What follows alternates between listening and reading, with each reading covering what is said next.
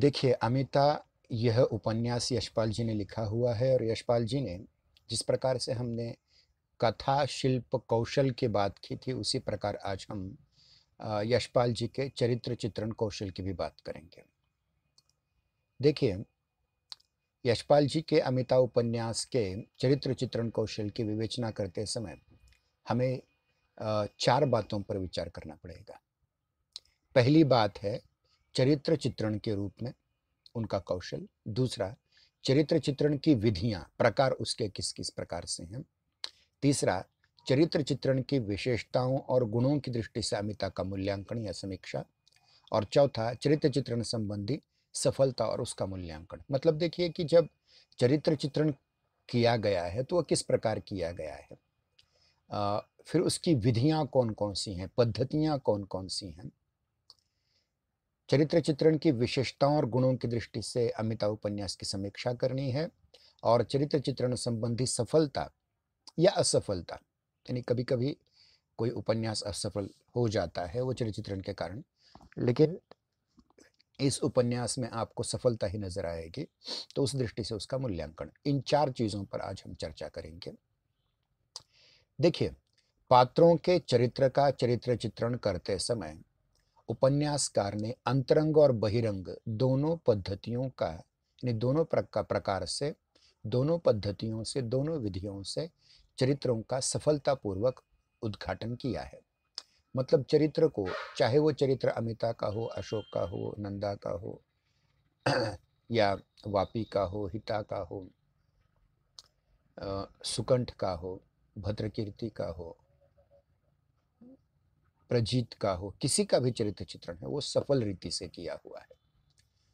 और यह सफलता से करने के लिए 2 पद्धतियों का प्रयोग किया जाता है, एक क्लोज़अप और दूसरी स्लो डाउन, जिसको हमने हिंदी में बहिरंग चित्रण और अंतरंग चित्रण की बात कही है।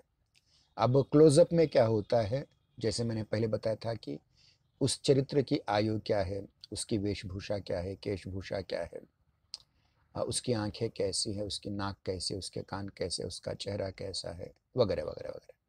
तो ये बहिरंग चित्रण क्या होता है, इसको हम देखने का प्रयास करेंगे पहले। बहिरंग चित्रण का संबंध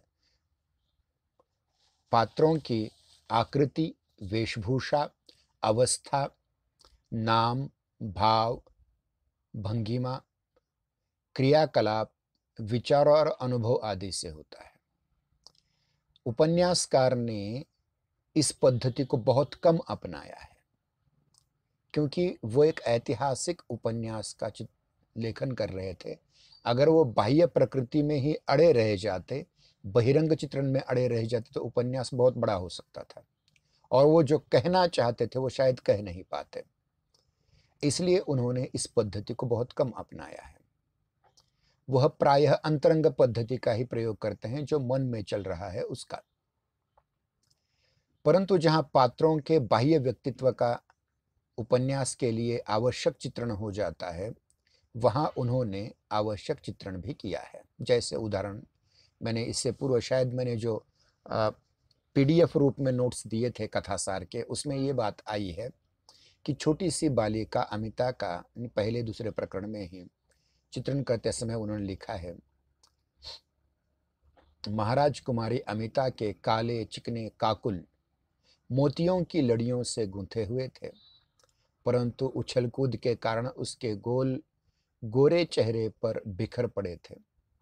राजकुमारी के शरीर पर सोने के तारों से कढ़े लाल दुशाले के कपड़े की बंडी थी। बालिका के फूले हुए शरीर पर उदर और कटी का भेद न जान पड़ता था। पीले रेशम का छोटा सा शाटक उसके उदर पर सोने की मेखला से अटका हुआ था। कोमल कलाइयों पर रत्न जड़ित छोटे छोटे कंगन थे। चंद्रहार उछल कूद के कारण कंधे पर अटका हुआ था। ध्यान रखिए, ये क्या है, इसे हम बाह्य या बहिरंग चित्रण कह सकते हैं। अब इसमें जो नायिका है उस उपन्यास की, उसका वर्णन किया गया है। महाराज कुमारी मतलब करवेल की बेटी, महाराज करवेल की बेटी अमिता, काले चिकने काकुल, काकुल मतलब बाल, केश, मोतियों की लड़ियों से गूंथे हुए थे, उसमें कुछ मोती अटके हुए थे। परंतु उछल-कूद के कारण उसके गोल और गोरे चेहरे पर बिखर गए थे, मतलब बाल उसके चेहरे पर आ चुके हैं। राजकुमारी के शरीर पर सोने के तारों से कढ़े, मतलब जिसके मतलब पुराने ज़माने में देखिए, जो राजसी वस्त्र हुआ करते थे, उसमें सोने की नक्काशी की जाती थी। सोने के धागे, या यूँ कहेंगे कि सोने के रेशे से उसको कढ़ा जाता था, तो ऐसे कढ़े हुए दुशाले के कपड़े की उसकी बंडी थी। और वो इतनी मोटी थी, जाड़ी थी थोड़ी-सी, कि उसका पेट कहाँ है और कमर कहाँ है पता नहीं चलता था। यानी छोटे बच्चे प्रायः इस प्रकार होते हैं। और क्या था? पीले रेशम का छोटा-सा शाटक, शाटक का मतलब साड़ी, छोटी साड़ी, पीले रेशम की थी। और उदर पर सोने की मेखला, मतलब सोने की करधनी थी, मराठी में जिसे करदोड़ा कहते हैं, हाँ, वह सोने से बना हुआ था। और उसकी कोमल-कोमल कलाइयों में, छोटी-छोटी कोमल कलाइयों में छोटे-छोटे रत्न जड़ित लेकिन कंगन थे, सोने के कंगन जिसमें रत्न जड़े हुए थे। और गले का जो चंद्रहार था, हुँ, वह खेल रही थी, उछल-कूद कर रही थी, तो वो कंधे पर आकर के लटक गया था, मतलब जो गले में चाहिए था, वो कंधे पर अटक गया था। तो इस प्रकार से बाह्य चित्रण या बहिरंग चित्रण हम देख सकते हैं। चूँकि हमारी नायिका अमिता है, इसलिए इसका एक चरित्र चित्रण करते समय बहिरंग चित्रण आवश्यक है।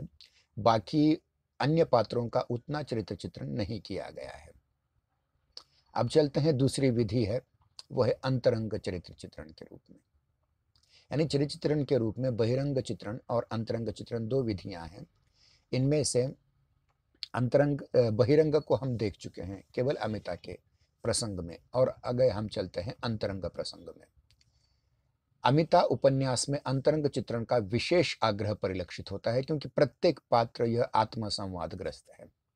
मतलब जिस प्रकार से गीता के उपदेश के समय अर्जुन की अवस्था हुई थी कि अपने पिता पितामहों, पितृव्यों अर्थात चाचाओं, मामाओं पर अ, बाण कैसे चलाएं, तो वो किम कर्तव्य विमूढ़ अवस्था। यहाँ प्रत्येक पात्र क्या करे या न करे, इस पर विचार करता है और बाद में वो कार्य करता है। इसके अंतर्गत मन में उठने वाले भावों, उनके संघर्षों, कारणों एवं परिस्थितियों, आंतरिक मनोदशा और मनोविश्लेषण आदि का चित्रण रहता है। मतलब देखिए, जो अंतर्घटत होता है, हमारे मस्तिष्क में चलता है, हमारे हृदय में चलता है, हमारे मन में चलता है। यूँ कहें कि मनुष्य दिखता वर्तन से तो बहुत अच्छा लगता है कभी-कभी। एक अंग्रेजी में एक कविता थी, शायद हमने पढ़ी थी, कि एक बहुत बड़ा अमीर आदमी है, जिसने बहुत सारे पैसे उसके पास हैं। हमें लगता है कि वो बहुत सुखी होगा। अंत में, उस कविता के अंत में वो आत्महत्या कर लेता है, क्योंकि ये सारी संपत्ति उसे सुख देने के योग्य नहीं है। इसका मतलब ये है कि हम केवल बाह्य आकृति से किसी व्यक्तित्व का मूल्यांकन नहीं कर सकते। तो उसके मन में क्या चल रहा है, ये महत्वपूर्ण है।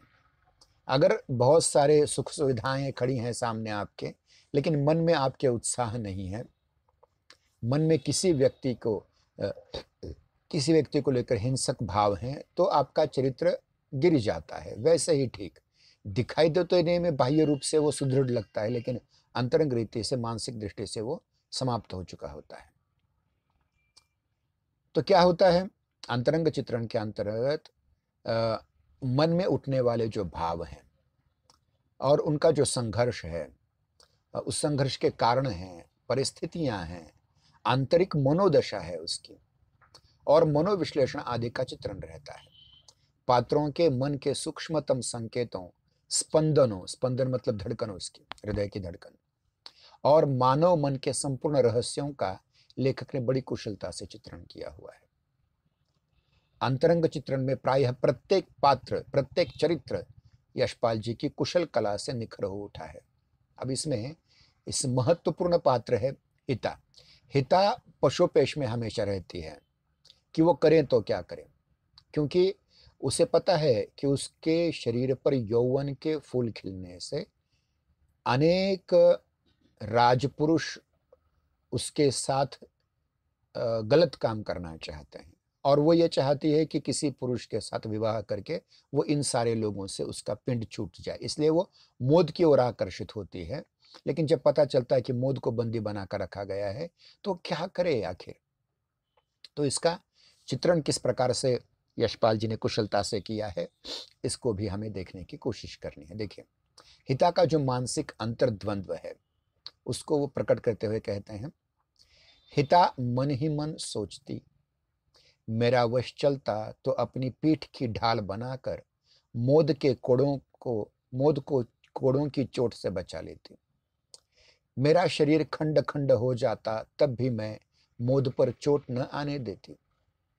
मोद कोड़ों से बचने के लिए धूप और धूल में कितना बोझ उठाए निरंतर दौड़ता रहा होगा। थकान, प्यास और गर्मी से उसकी क्या अवस्था हुई होगी। कितना पसीना उसके शरीर से बहा होगा। जैसे सरोवर में डुबकी लेकर निकला आदमी जान पड़ता है, इस प्रकार मतलब उसे जो कष्ट हो रहे हैं वो सारे के सारे कष्टों का वो वर्णन कर रही है, अपने आप में सोच रही है। पता नहीं क्या क्या क्या क्या। ध्यान रखिए, मन अपना ऐसी चीज है, जो न सोचे बैरी वो सोचे मन। यानी जो दुश्मन भी आपके बारे में सोच नहीं सकता, वो आपका मन सोचता है और आपके जानने वाले प्रिय लोगों के बारे में सोचता है। तो यहाँ हिता सोच रही है कि मोद ने कितना कष्ट सहा होगा। उसे कोड़ों से पीटा गया होगा, चाबुक से पीटा गया होगा। अगर उसका वश चलता तो वो ढाल बन करके उन कोड़ों को सहती, लेकिन ये असंभव था।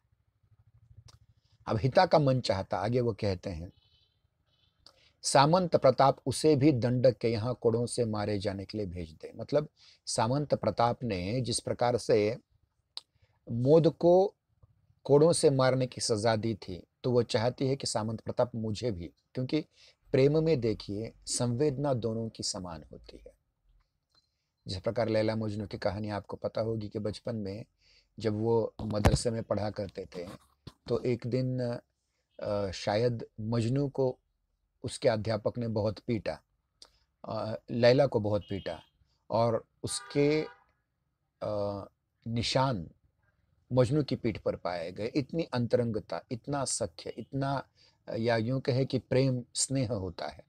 तो उसी प्रकार हिता का मन चाहता था कि मोद को जो सजा दी जा रही है वो सजा मुझे भी मिले।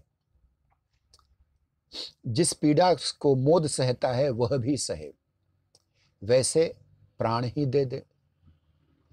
मोद की रक्षा के लिए वो अपने प्राण भी न्यौछावर करने के लिए तैयार है। यह होता है प्रेम का सच्चा स्वरूप। यदि मोद की मृत्यु का समाचार मिल गया, ध्यान रखिए, तो वह भी अवश्य प्राण त्याग देगी। अगर कहीं से केवल मोद इस समय पीटा जा रहा है या अंधकूप में बंद है, इतना समाचार मिला है, अगर कहीं से यह भी समाचार मिल गया कि मोद की हत्या कर दी है, मोद की मृत्यु हो चुकी है, तो वो भी अपने प्राण त्याग देगी। इतना प्रेम का चरम अवस्था है। अब वो क्या करेगी? अगर समाचार मिल गया तो वो कैसे मरेगी?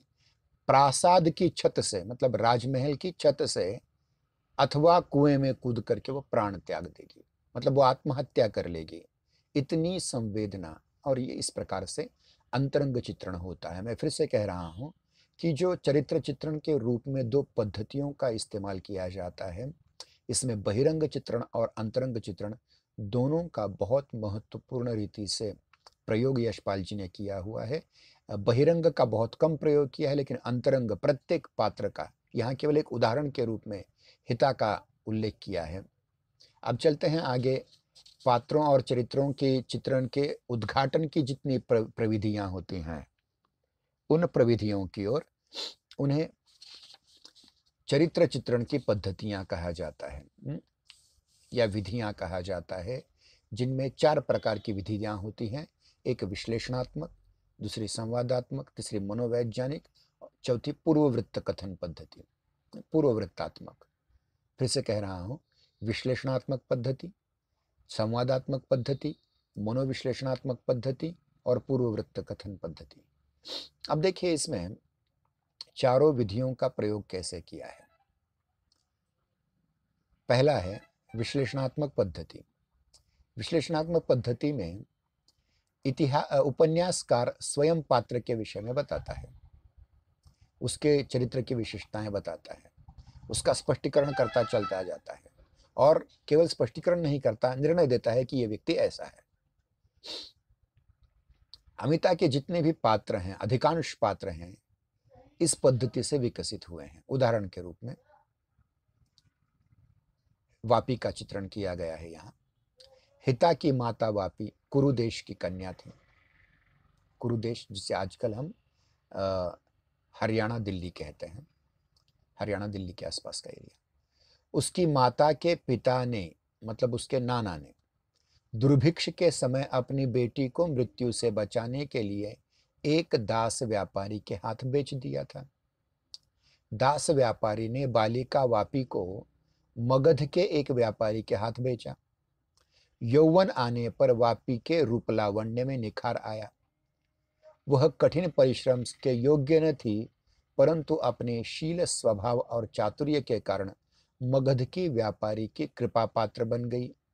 यौवन में सेवा कार्य करते हुए उसे 2 पुरुष संतानें हुई और 26 वर्ष की आयु में उसकी गोद में हिता आ गई। उसी समय किसी आकस्मिक रोग से वापी के स्वामी की मृत्यु हो गई। ध्यान रखिए। अब देखिए, यहां बहुत कम पंक्तियों में विश्लेषण कर दिया है कि वापी की क्या अवस्था थी। वापी कहाँ की थी? कुरु प्रदेश की थी। और उसके माता पिता ने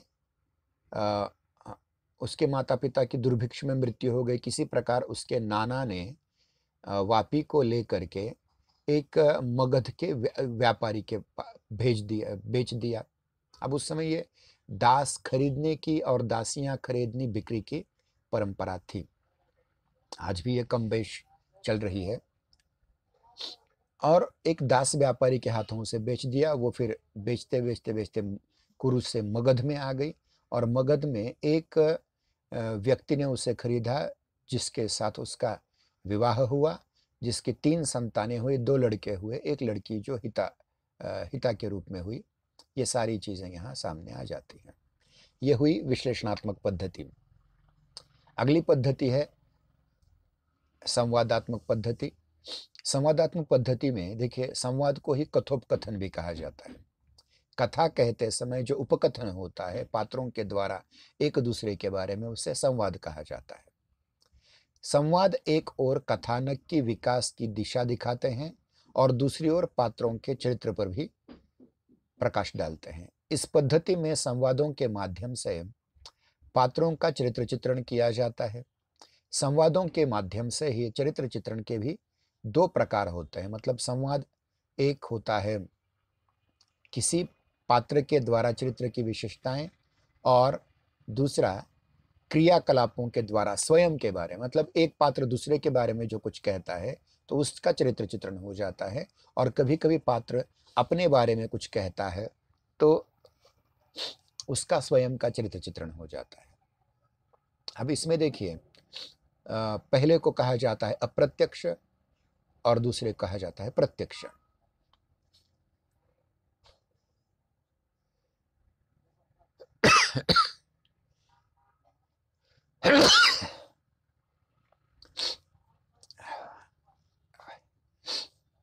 तो देखिए, इसमें जो अप्रत्यक्ष चित्रण है, मतलब दूसरा कोई पात्र किसी अन्य पात्र के बारे में कुछ कह रहा है, वो अप्रत्यक्ष रीति से, यानी वार्तालाप के बारे में। कोई एक चरित्र वहां उपस्थित नहीं है और उस चरित्र के बारे में लोग आपस में बातचीत कर रहे हैं, ये हो अप्रत्यक्ष पद्धति। और दूसरे पात्रों के वार्तालाप में किसी अन्य पात्र या चरित्र पर प्रकाश डाला जाता है तो उसे अप्रत्यक्ष विधि कहते हैं। संवाद के माध्यम से लेकिन अप्रत्यक्ष विधि कहते हैं। हो सकता है कि बहुत बार ऐसा देखा जाता है, आजकल आपको भी अनुभव होगा कि अच्छे से अच्छे व्यक्ति के बारे में भी उसके मित्र तक बुरा बोल देते हैं। इसका कारण क्या है? किसी व्यक्ति की प्रत्यक्ष उपस्थिति से लोग डर जाते हैं और अप्रत्यक्ष रीति से उसकी निंदा करने लग जाते हैं। ये सच्चाई है, ये मानव स्वभाव है। अब समझिए 10-15 मित्र आपस में आकर बैठे हुए हैं और किसी एक सहपाठी के बारे में कुछ कह रहे हैं। तो सीधे कहते हैं कि वो अमुक जाति का है, वो गलत है, वो अस्पृश्य है, ये है, वो है, उसके विचार अच्छे नहीं हैं, वो हमेशा गलत बोल देता है। लेकिन अगर वो प्रत्यक्ष में उपस्थित हो जाए तो चुप बैठ जाता है। तो ये स्थिति होती है। मतलब अच्छे से अच्छे व्यक्ति के विषय में भी बुरी से बुरी बात लोग करते हैं। इतना ही नहीं, दुर्भावनाएं ग्रस्त होकर के बात करते हैं, और इससे उस चरित्र की सही तो नहीं लेकिन कुछ विशेषताओं पर प्रकाश अवश्य पड़ता है। हाँ, कभी कभी तटस्थ लोग जो होते हैं, मतलब कुछ ऐसे भी लोग होते हैं जो सामने भी कोई व्यक्ति आ गया या सामने न भी हो तो भी वह समान रूप से व्यवहार करते हैं, समान रूप से उसके गुणगान करते हैं, गलत को गलत और सही को सही कहने की हिम्मत रखते हैं। लेकिन ऐसे बहुत कम लोग होते हैं। देखिए कि जो निष्पक्ष तटस्थ होकर के लोग बोलते हैं, उनका यहाँ इसमें बहुत महत्व होता है किसी अप्रत्यक्ष रूप में उपस्थित हुए व्यक्ति का चित्रण करना। उदाहरण के रूप में अगर देखें तो देखिए कि किस प्रकार से एक संवाद यहाँ सामने आ जाता है। आचार्य, परिस्थिति विस्मय और चिंताजनक है। सामंत विष्णु वर्मा युथप स्कंद को लेकर मेरे यहाँ आए थे। महारानी ने युथप द्वारा महासेनापति को संदेश भेजा है कि युद्ध और हिंसा का भरोसा मत करो। कलिंग में अभिधर्म का पालन होगा, शिविर की आवश्यकता नहीं है। महारानी की वाणी में किसके शब्द हैं? देखिए ये किसके बारे में चल रहा है? महासेनापति और महामात्य, इन दोनों के बीच संवाद चल रहा है महारानी नंदा के बारे में। शिविर की आवश्यकता नहीं है। महारानी की वाणी में किसके शब्द हैं? महासेनापति और महामात्य की सेवा में स्मरण न कर भगवती महारानी युथपों द्वारा संदेश भेजेंगी और कंचुकियों द्वारा युथपों का नियंत्रण करेंगी, तो राज्य का अनुशासन कैसे चलेगा आचार्य? मतलब महासेनापति भद्रकीर्ति महामात्य सुकंठ को महारानी की शिकायत कर रहा है एक प्रकार से।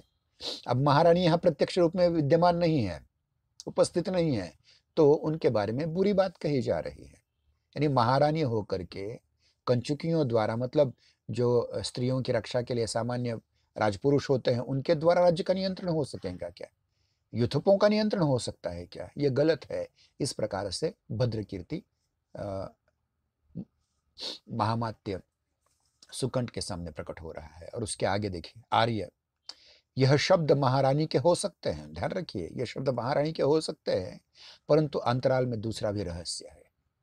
संघ और विहार केवल परलोक की चिंता न कर इस लोक की व्यवस्था भी करना चाहते हैं। ध्यान रहे, मतलब बौद्ध धर्म के लोग जो हैं वह बौद्ध शासन चाहते हैं। इतना बड़ा षड्यंत्र वे कर रहे हैं। केवल परलोक की कामना नहीं करते, निर्वाण की कामना नहीं करते, तो वो राज्य शासन पर भी अपना कब्जा करना चाहते हैं। देखिए, ये अप्रत्यक्ष रूप से महारानी नंदा पर लांछन लगाया जा रहा है। श्रमणों की नई कल्पनाओं में वणिकों में भी ब्राह्मण और क्षत्रिय के शासन के प्रतिस्पर्धा जाग रही है। ध्यान रखिए क्या हो रहा है। श्रमणों के द्वारा, मतलब बौद्ध भिक्षुओं के उपदेशों के द्वारा जिस प्रकार ब्राह्मण और क्षत्रिय दो वर्ण राजकाज में अपनी पैठ जमा सकते थे, अब वणिक लोग भी, वाणी लोग भी, वैश्य लोग भी अपना शासन चाहते हैं। मगध में शूद्र शासन उनमें कई आकांक्षाएं जगा रहा है। आपकी जानकारी के लिए कह दें, मगध जहां से अशोक आ रहा था वह शूद्र राजा था। कैसे बताता हूं आपको। आपकी जानकारी के लिए कह दूं कि मौर्य सम्राट चंद्रगुप्त के वंश में आगे चल करके अशोक पैदा हुआ। लेकिन मौर्य सम्राट चंद्रगुप्त कौन था? या उसके पहले जो मगध पे राज करते थे वो नापित, नावी, आजकल की ओबीसी के थे, मतलब शूद्र ही थे। और आगे चल करके उसकी दासी का पुत्र होने के कारण, एक नापित की दासी का पुत्र होने के कारण चंद्रगुप्त मौर्य भी कौन है? शूद्र है। तो वो देखा देखी जिस प्रकार मगध में शूद्रों का साम्राज्य बढ़ा है, वैसे ही यहाँ भी वैश्यों और शूद्रों के मन में भी राजकाज करने की इच्छा हो रही है। ठीक है, हमारा समय यहाँ समाप्त हो रहा है। गलती से 1 मिनट ज़्यादा हो गया। कल की तासिका में इसे और आगे बढ़ाने की कोशिश करेंगे। धन्यवाद।